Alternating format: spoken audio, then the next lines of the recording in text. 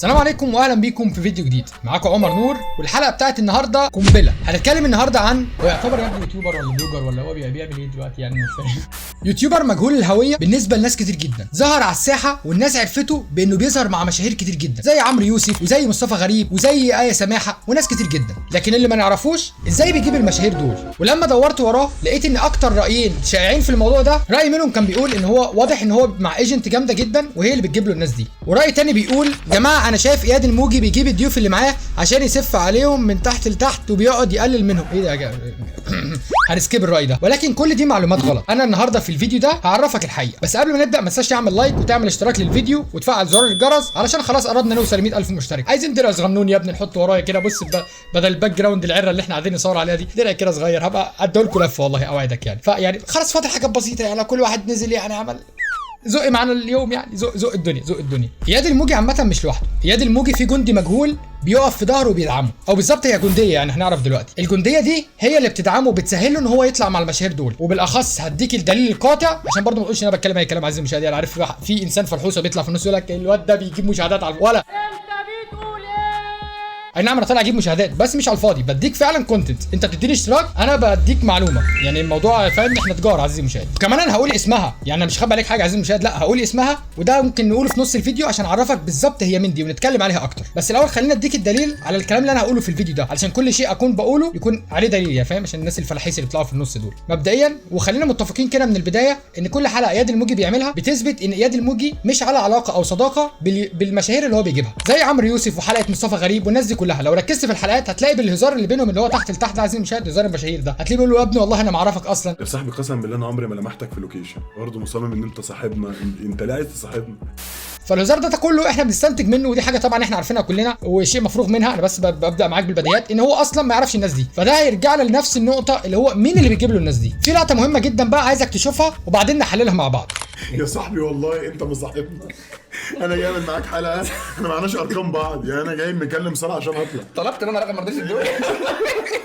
زي ما انت شفتوا في الفيديو كده، هي في جندي مجهول قاعد معاهم في الاوضه واسمها ساره، والبنت دي هي اللي معاها رقم مصطفى غريب وهي اللي كلمته. حتى اياد الموجي بيقول له انا عايز رقمها وطلبت منها ما رضيش يدوني. معنى كده ان البنت دي لو انت ركزت طبعا في بقيه الحلقات هتلاقيها متواجده معاهم كل مره مع المشاهير اللي هو بيجيبها. فاكيد عزيزي المشاهد يعني هي مش حد قاعد كده معدي اللي هو يعني راح مقعده يعني، وكل مره المشاهير بتيجي عشانها. وطبعا دي يعني انا اعتقد ان هي غلطه انتاجيه كبيره جدا في حلقه مصطفى غريب، كان المفروض يعمل لها كات، ولكن ده من حسن حظنا. ودي عزيزي المشاهد اسمها ساره. وعلشان نقطع الشك باليقين ومحدش مثلا يقول ما يمكن تكون اخته، فهل من المنطقي عزيزي المشاهد ان انا مثلا ادخل اختي تقعد معايا وانا بصور حلقات، يعني كل حلقه مع المشاهير؟ يعني مثلا لو انا افترضنا ان هي اختي، هل كل مره هتبقى فاضيه وكل مره تيجي تقعد كل مره المشاهير عارفينها ومعاها ارقامهم؟ فعزيزي المشاهد يعني الموضوع ده يعني اعتقد بشكلك هزق قوي لو انت بتفكر بالتفكير ده يعني. فالفكره دي عامه هنعمل لها سكيب. انا بفكر في كل الاقتراحات عشان مفيش حد فلحوس يطلع لي في التعليقات، انا بفكر في كل حاجه معاك. وفي الحقيقه لما دورت ورا ساره دي عشان اعرف هي مين، لقيت ان الموضوع صعب جدا ان انت تعرف هويتها، ولكن مفيش حاجه تصعب على ابو العمامير. يعني كان نفسي يا ابني اطلع من زمان امين شرطه يعني محقق، فيعني عرفت الموضوع. يعني دخلت على اكونت اياد الموجي وبحثت باسم ساره وقلت اشوف مين اللي بيتابعهم بالاسم ده، وفي الحقيقه اتصدمت طبعا، لقيت اكتر من واحده اسمها ساره. واضح ان اياد الموجي ده شقي يا ولد، معاه ما شاء الله بيتابع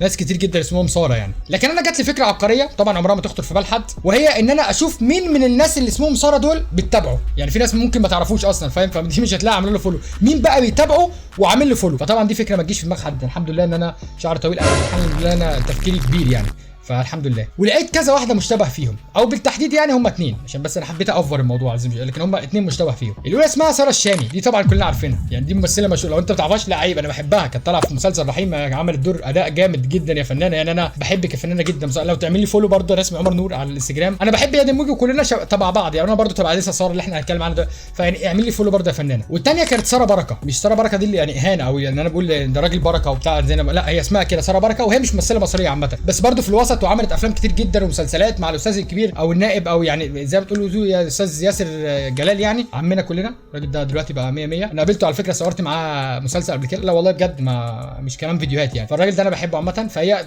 صورت معاه في مسلسلات وبتاع، يعني مش موضوع.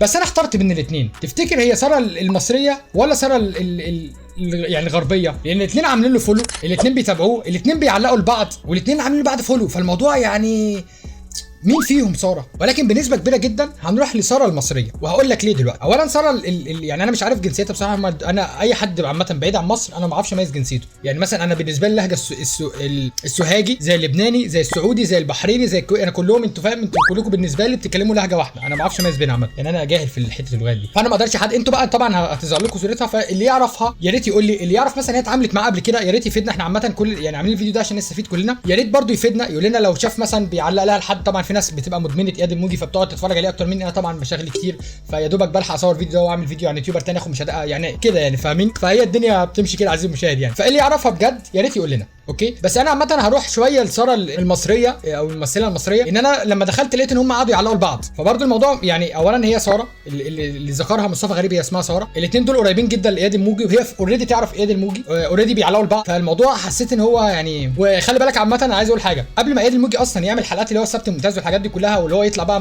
مع مشاهير اللي انتوا اصلا عرفتوه بيها، هو كان شغال قبل كده بكتير. بس عايزين المشاهد برضه كان في سند، بس عايز اقول لك السند عالي شويه، يعني هو مثلا واضح ان ساره عملت شغل اكتر في السوشيال ميديا فهي راحت معليه اكتر. الاول كان بيصور بس مع مثلا زياد زازا اللي هو الرابر المعروف، كان بيصور مع مثلا فليكس مش عارف مين، فبرضه يعني هو ابتدى تحت، بس كان اللي هو ايه ناس يعني انا ممكن اجيب رقم واديله 10 15000 جنيه واجي اصور معاه حلقه. فهو حاليا لما وصل للفيديو توب زي عمرو يوسف كده والناس دي كلها، انت حسيت ان هو يعني ازاي بيجيبهم. وخلي بالك ده جزء كبير جدا من نجاحه، يعني عايز اقول لك ان هو مش معنى ان هو في حد بيدعمه او حد واقف وراه وبيجيب له الناس دي او بيساعده ان هو يجيب الناس دي ان دي يعني بتقلل منه او ان هو يقول المحتوى مش حلو او بالعكس. يعني ده اول يوتيوبر عامه يشد الممثلين ويدخلها جوه الكادر بتاع اليوتيوب، اللي هو اتكلم على الحقيقه بقى، مش تبقى من جو الكاميرات بقى وواقف بقى في مهرجان الجونه وكلمه عمرو فنان ومش عارف الحاجات دي، لا انت بيقعدوا بجد والدنيا فاهم يلا يا باشا. وعايز اقول لك على حاجه كمان، والله انا شايف ان هي حاجه جدا جدا جدا جدا كويسه لبتوع السوشيال ميديا. يعني مثلا اعرف ناس تيك توكرز انا ما كنتش بحب اتفرج عليهم، كنت منهم بصراحه، فهو لما يجيب مثلا عمرو يوسف يقعد يتفرج عليهم وبتاع، فده مكسب ليك يا يوتيوبر، يلا انت عمرو يوسف يتفرج عليك او الفنان ده يتفرج عليك او عمل عليك رياكت،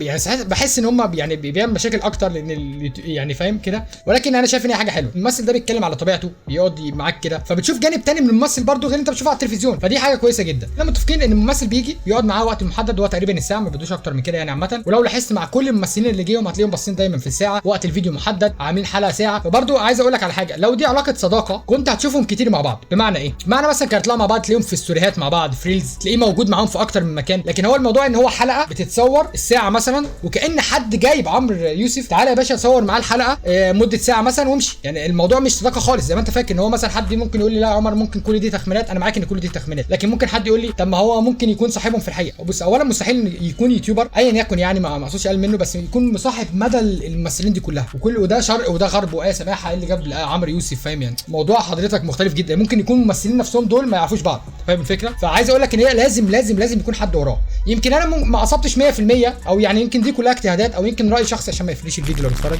يعني واخد بالك، لكن طبعا هي في حد وراه ودي نقطه احنا متفقين كلنا فيها. لو انت فاكر ان هو بيجيب مشاهدين يتكلمهم كده على الانستجرام ويا عموره